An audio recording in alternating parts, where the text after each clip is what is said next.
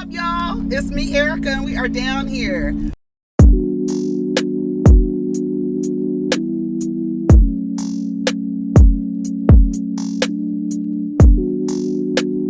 Peace, y'all. Take care of each other. Protect your energy.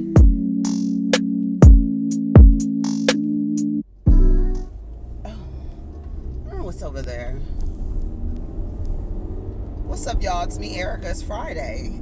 Hey, what is going on? What's going on, y'all? I hope this video reaches you in a good mood. And if you're not in a good mood, I hope you're in one when it's all said and done. We're not having anything to talk about today, right? I look a little low, huh? I'm taking the low road. So I'm taking the lower... Oh, let me turn down scissor. What was I talking about? I have stuff in my phone that I want to talk about. And I was thinking about going to Starbucks right now, but it's too late now. My son asked me to drop him off today. So I dropped him off today. It's a trip. It is a trip, and I'll be thinking about, like, you know, when you, with kids, as they grow up, how you have to, like, the psychology behind like independence, responsibility and independence and maturity and what comes with those things. And so you have to, like, test kids out to see, like, okay, so, like, you know, my son rides a city bus now, right? So it's like you got to do that on your own. The first day he was, like, nervous at first, but then he's like, yeah, you know, he's like, it's cool now. You know, he likes it now. It's like, it's not that bad. And then at first he thought he was nervous because there was no other kids on the bus. And I was like, don't worry about it. When they figure out the bus schedules, because I told y'all, they, for some reason, I guess the amount of bus drivers they don't have enough bus drivers to do all the routes. So the routes furthest away from the school, for some reason, they canceled those routes, so the kids got to jump on the city bus. So when the next day, it was like 2 days, and then I was like, come on, let's go, let's look and see, you know, the bus route. So the first day he got on the bus, assuming no other kids' parents had looked at the routes, because after that, all the kids are taking the city bus too. I was like, it just took him a second to figure out what buses they can take, you know. It's only one bus too. And then, like, my younger son, he's 12, and he's doing a virtual learning, but his after school program is on site. So I have been taking him, and I was like, you know what? You can walk. Go ahead and walk. Get your backpack, get your mask, walk, take your little money, put your little money in your pocket, and, you know, you can stop at the little liquor store on the way back, whatever, you know, you're going to do, whatever.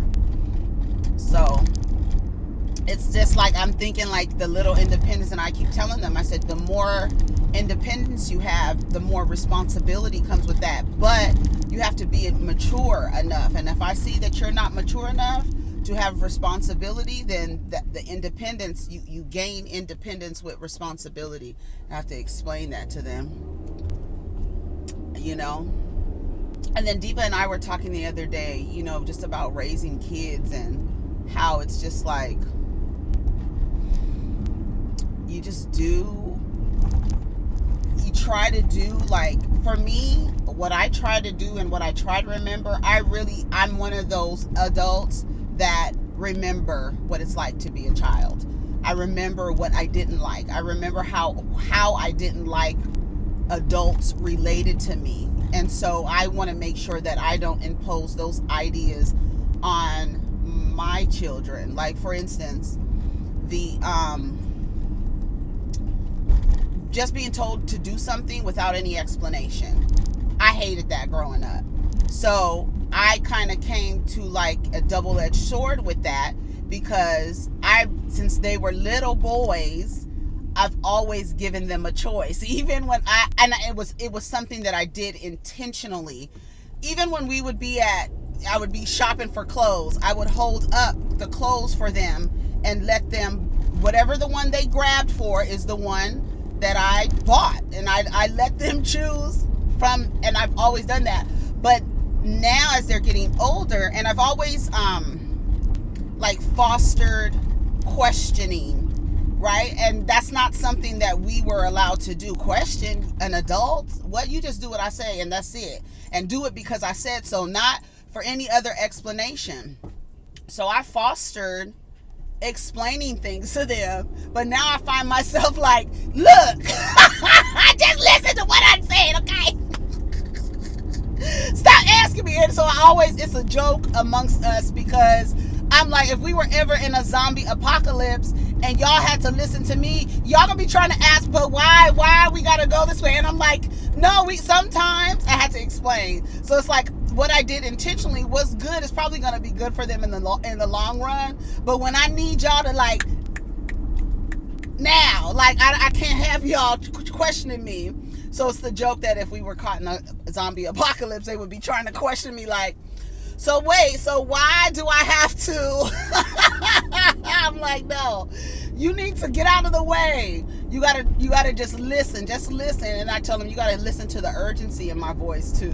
You're right, so I'm just thinking about that. So that's one example. And then like finishing everything on your plate, eating what your parents make. You have to eat what they make or you ain't eating nothing at all. So in order for me to avoid having that interaction, I let them make the menu for the week. So what do y'all want to eat?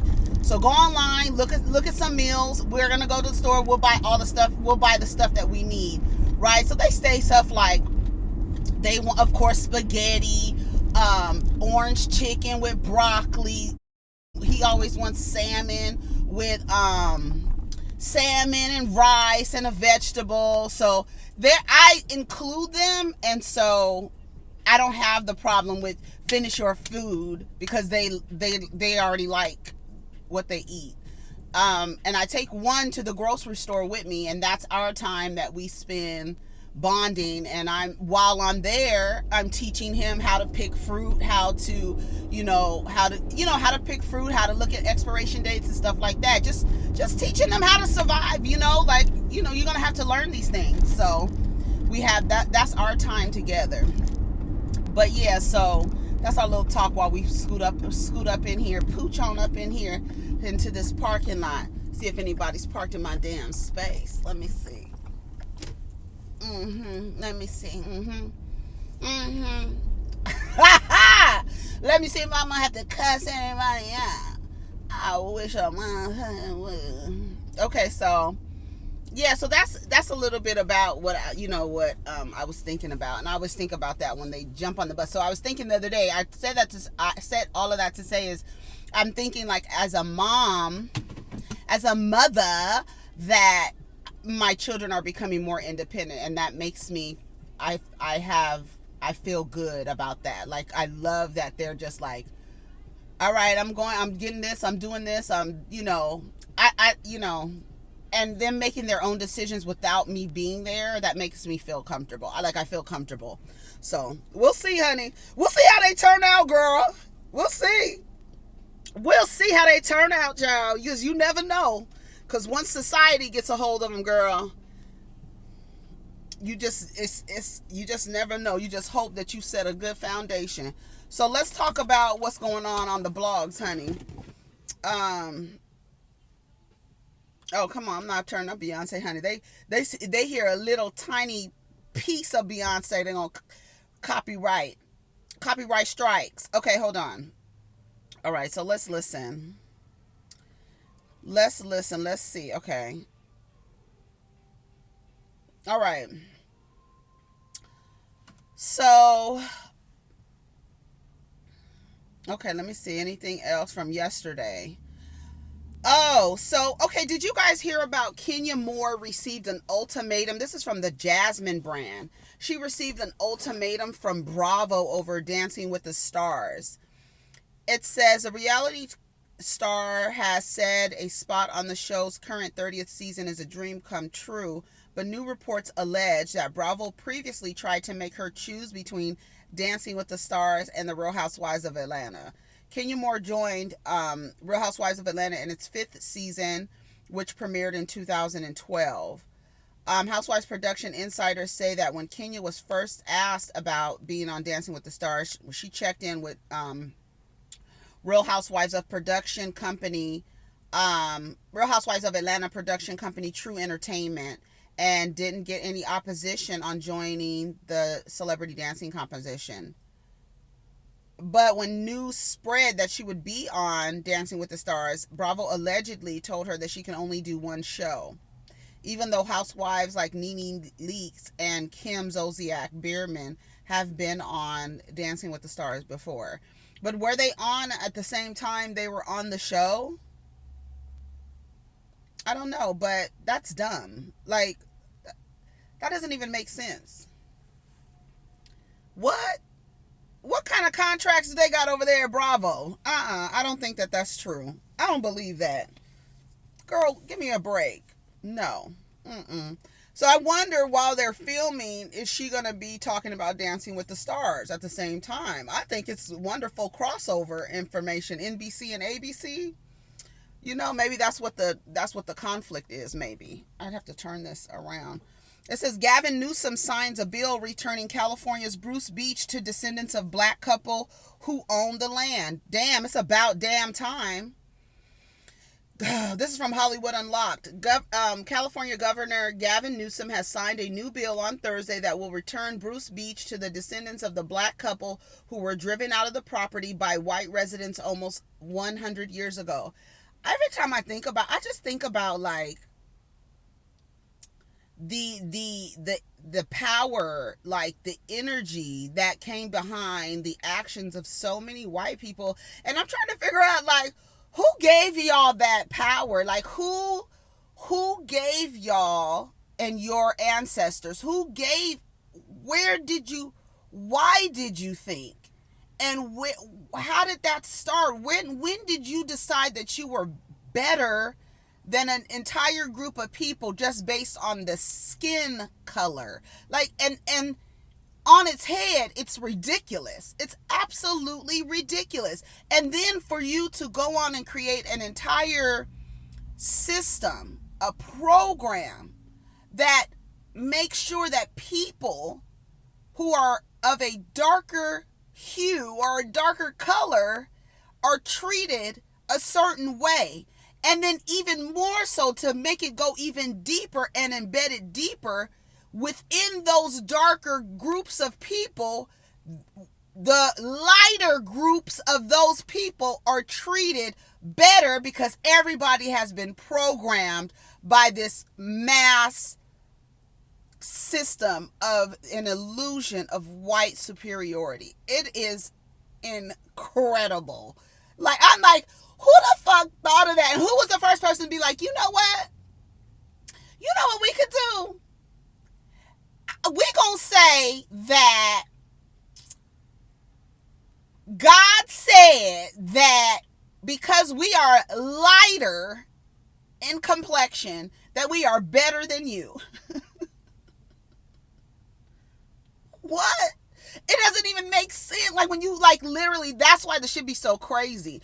And then we're going to introduce you to this entity that comes in the form of a man and tell you that you need to worship him and his light skin. And then that further embeds the coding of an illusion of white superiority, because the person or the idea of what you're prostrating to is a white entity or a lighter color entity. And not only is he a lighter color entity, but the pronouns are he. So then you begin this worship of lighter things, and then also a worship of man. It is magnificent. Whoever thought of this, and for it to be so embedded and ingrained to the point where people don't even want to teach it in schools, because when they say they don't want to teach CRT in schools because you will make other people feel bad about being white. Well, let me tell you something. Your descendants and they continue, the descendants and ancestors continue to terrorize, not just by somebody calling you the N-word, but all the way down into the educational system, the medical industry, the tech industry, every single industry you have employed and encoded and programmed it to function that there is an illusion of white superiority in every single system. Every single system, even down to each ethnic group. Each ethnic group has their illusions of white superiority, and it's crazy to me. It's like emoji, the little blowing head emoji. It is so crazy to me. And you think about how that programming is it's how that coding is programmed in every industry. Every machine has put this illusion of white superiority in this program. Bloop. Medical industry, educational industry, tech industry, religion, everything, marriage, everything, into the humans, embedded into the humans so deep that they will call their programming preferences. It's crazy, isn't it? Ooh, take a hit. Anyways, Senate Bill 796 was signed by Newsom at Manhattan Beach, and he was accompanied by the descendants of Willa and Charles Bruce.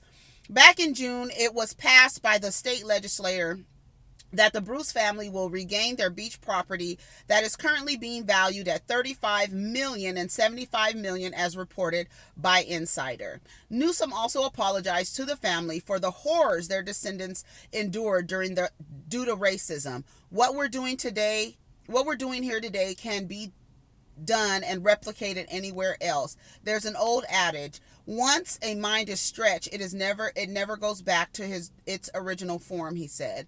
The bill reads, the land in the city of Manhattan Beach, which was wrongfully taken from Willa and Charles Bruce, should be returned to their living descendants, and it is in the public's interest of the state and city of, I'm being nosy, of the state of California and the county of Los Angeles, the city of Manhattan Beach, and the people of state of California to do so.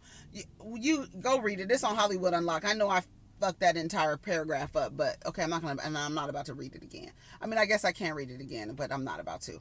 But you understand what it is. So they gave the people back their land. That's what they need to do all around this damn country, is give the people back their land. It's just crazy. It's like you take the land and then it's just crazy. The whole thing is crazy. It is crazy. It's crazy. It is freaking crazy, honey. What else is going on?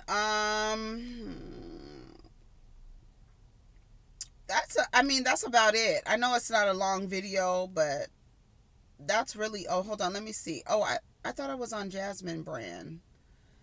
Oh, on Hollywood Unlocked. Let's see what's on Hollywood Unlocked. I don't know about what's going on.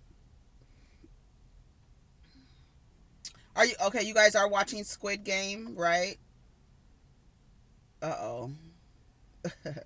Somebody's phone number was used on Squid Game, so they called him. A lot of people were calling him.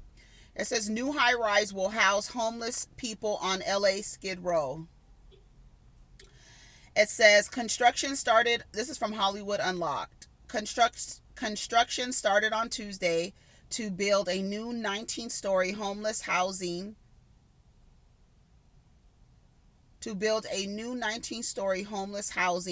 Which will be made to reshape the corner of Skid Row.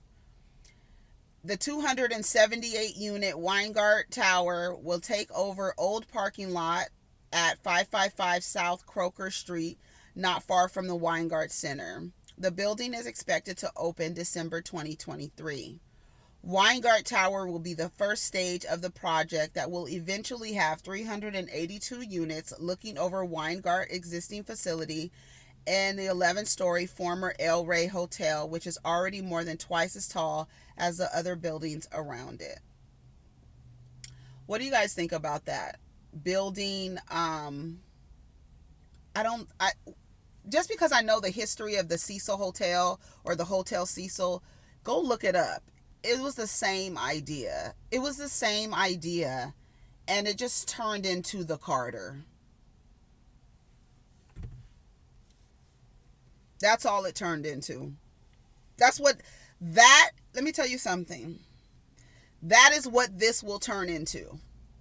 And I'm sorry to be pessimistic about it.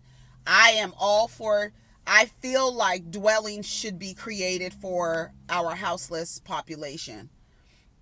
I don't, first of all, I think people should be able to live without being houseless and be able to live comfortably, because there's people with jobs and working. They're just not people with mental illness or people who are addicted to drugs. There are people who are houseless who work every day, right? So I think we should first start with people being able to live. Then we could deal with the people who have mental illness and can't function on a daily because of their severe mental illness. The wine, that tall building like that, I'm sorry, but I feel like it will turn into the Carter. Go just do your little research on the Hotel Cecil. It was like that, and people were getting murdered in that place. People were getting every single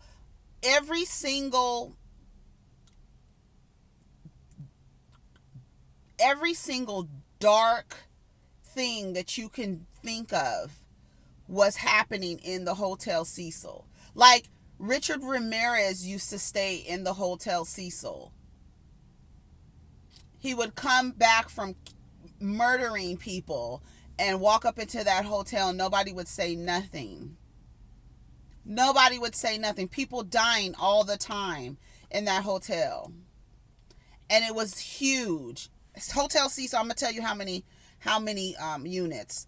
Hotel Cecil units. How many units?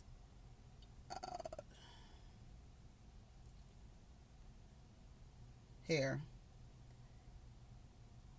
19-floor hotel had 700 guest rooms. The hotel has a checkered history with many suicides and deaths occurring there.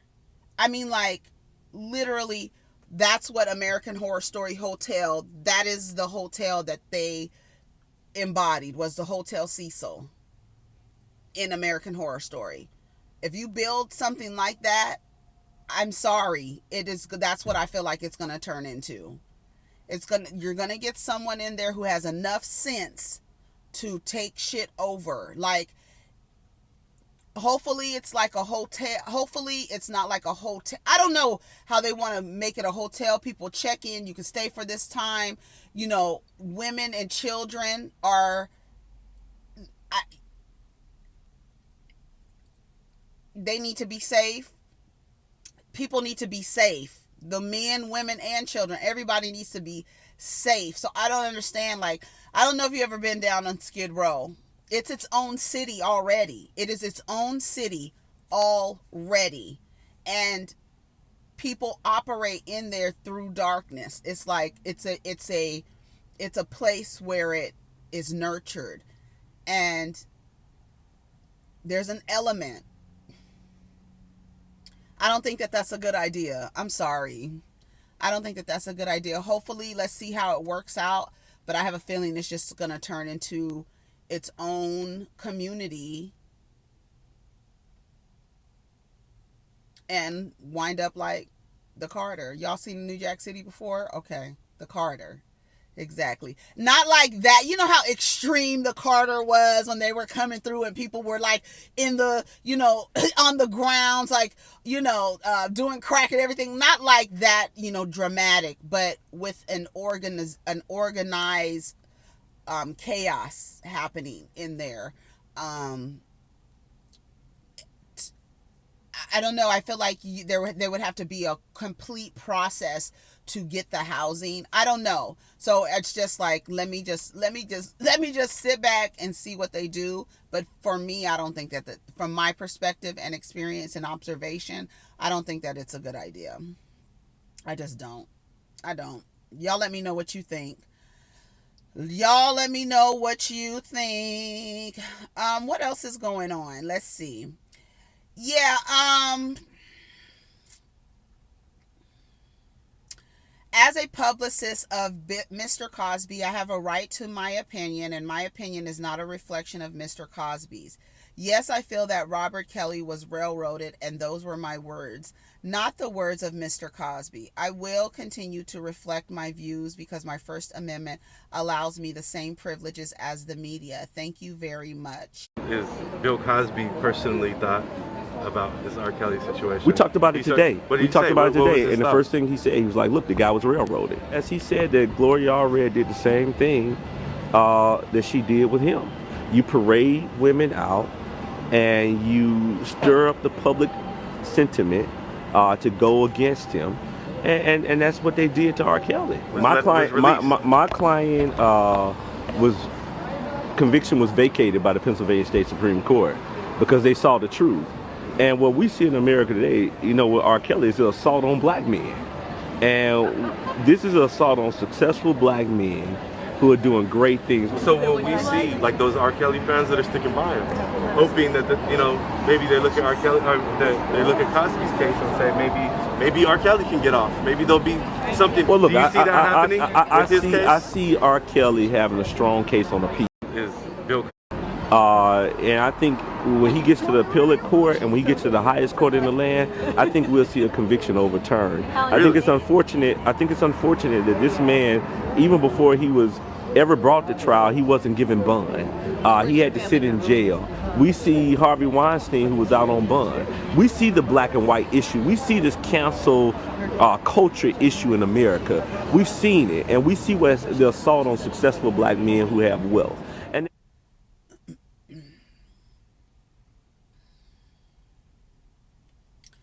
it's so weird. It is so weird. I'm gonna tell you what's strange to me.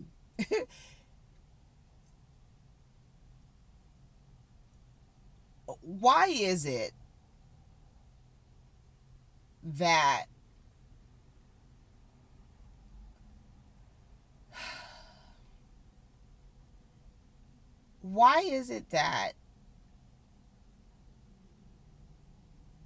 you think that someone, first of all, let's be very clear. He needs to be railroaded. We need to lay his body on some tracks and have a train run over it. Then everybody would be safe. Everybody would be safe. Yeah.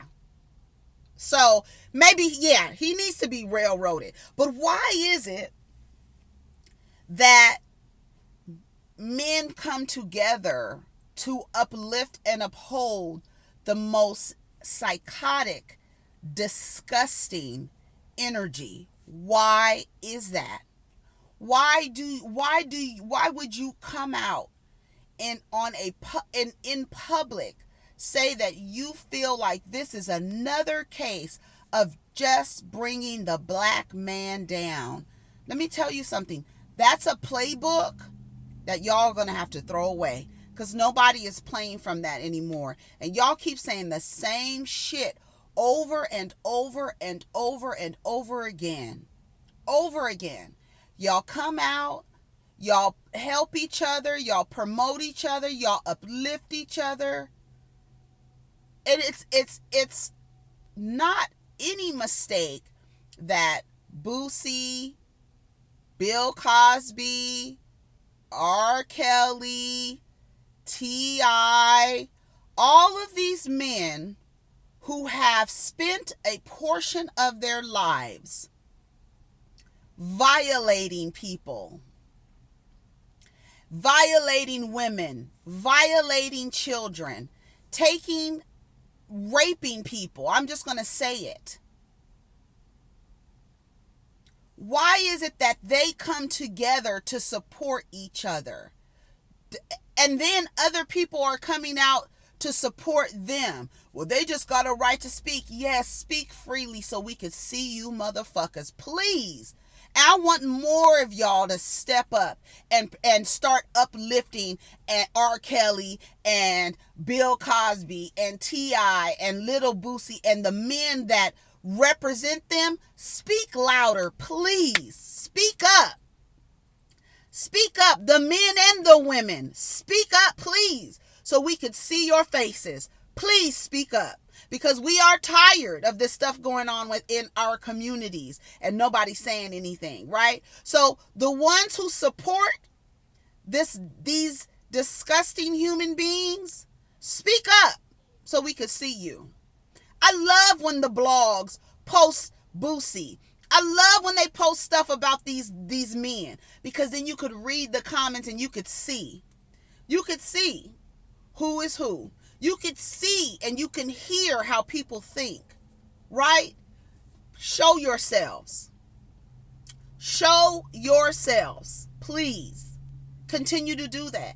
I want T.I. to come out and say that that Boosie represents the culture. Because he does. He does represent a culture of degenerate men who go around, black men who go around terrorizing their communities. Yes, he does represent a culture. It's time we should talk about it, right? The culture of these men who operate as agents of chaos, agents of confusion, agents of violence, agents of non-protection. They're not superheroes at all. Villains. Yes, there's a culture of it. And I want them to come out and support each other so we can see who each of you motherfuckers are. Keep talking. Please. Keep talking. I encourage you. Keep talking. Keep saying that you feel like we taking the black man down. You goddamn right. You motherfuckers are going around terrorizing people for generations. It's time to take you niggas down. Yes, that's what we're doing. We're taking a black man down, and we taking them down one by one. One by one. And what are you going to do about it? Not a goddamn thing, because you're under subjugation of the white man's power structure. So you shut the fuck up. You can't say a motherfucking thing about it. Put all of you niggas in jail. Send them all to jail. Off with their motherfucking heads. Show yourselves. Come out. Speak up for each other. That's what we want to see. Go ahead and do it. It's no coincidence that all of those men who have terrorized people, who have terrorized and abused people, are coming together. They want to be able to talk, right? They want to be able to be violent to women. They want to be able to be violent to children. They want to be able to be violent to LGBTQ. They want to be able to be violent to each other and nobody say anything. Because if you say anything, you hate them. Because they hate that you're holding them accountable. Because they've been allowed to terrorize communities for generations. So when you do talk up, you're going against what the culture. You're going against your culture. Because the culture is protect these degenerate men. Protect these degenerate women who support these men as they create chaos and confusion and disorder in communities. Yeah, we taking them down, nigga. So what? What are you going to do about it? Not a fucking thing. You're going to just be talking on the internet, looking stupid, exposing yourself because you're probably down with the same shit. Anyone who defends those men in any capacity, oh, it's our First Amendment and all this other stuff, that means you letting me know that you're okay with the shit. That's why everybody involved in that, Aaliyah, everybody involved, the parents on down, all of y'all are a part of a culture that we need to get rid of. Yes, Boosie does represent the culture. Yeah, he does. He does. He represents a culture of those type of men and women who have been allowed to create chaos and confusion in our communities. And so they are being taken down. Brother Polite, taken down. Take them all down. Ain't nobody, we're tired of doing this. We're tired of doing this, and we're tired of doing this, and we're tired of forgiving. That's another thing. They will tell you, oh, forgive, so you will continue to allow the terrorism. So you will continue to allow these terrorists to terrorize each other, women, children, LGBTQ, everybody. It's over with. That's done. So yes, railroad his ass. Railroad him, take his head off, everything. Everything that needs to happen. Put him under the jail, everything. Sorry. Don't nobody care. And you can feel like, ooh, I hate, they hate, y'all bitter. No. Yes, we got a right to be bitter. Bitter about how this community tastes. It tastes bitter. So that's why it leaves a bitter taste in my mouth too. And it should leave one in yours. And if it doesn't, you should ask yourself why it doesn't. You motherfuckers around here allowing people to terrorize our communities and then say, oh, well, it's the First Amendment. Speak up. Speak up so we can see you. Speak up so we can see your ass. Yes. Keep talking and have it on tape forever for the world to see, for the internet to see, so we can stay on here as long as the internet lasts. So the next person who comes across this man who says that RKelly was railroaded, no person, no woman should go near him. No woman with children should go near him. He should be ostracized because he said that a man who terrorized communities for years and decades was railroaded. And he's just speaking up his First Amendment right. Stay away from that nigga. He's dangerous too. Anything else? Now y'all take care of each other. That's how you take care of each other. You take care of each other by telling on these people who are harming people. Any person who is a villain in your community, I'm calling the cops. Those are the only people who seem to be able to modify these niggas' behavior. Call the cops. Hello? Yes.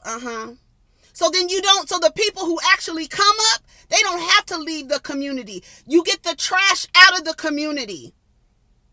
And I'm talking about from end to end. And this violence against children and women, everybody who participates in that, you're no longer protected. You're not. Ridiculous. It's ridiculous. Yes, he's being railroaded. He needed to be railroaded. He needed to be railroaded. Baby, let me shut up because if I keep describing it, the people are going to take me down. Okay? So I'm done describing it, but you goddamn right. He need to be right like on the fucking cartoon, tied up to a goddamn railroad with his feet dangling and the damn Amtrak run over his ass. And forget something and come back and run right back over his ass. He needed to be railroaded.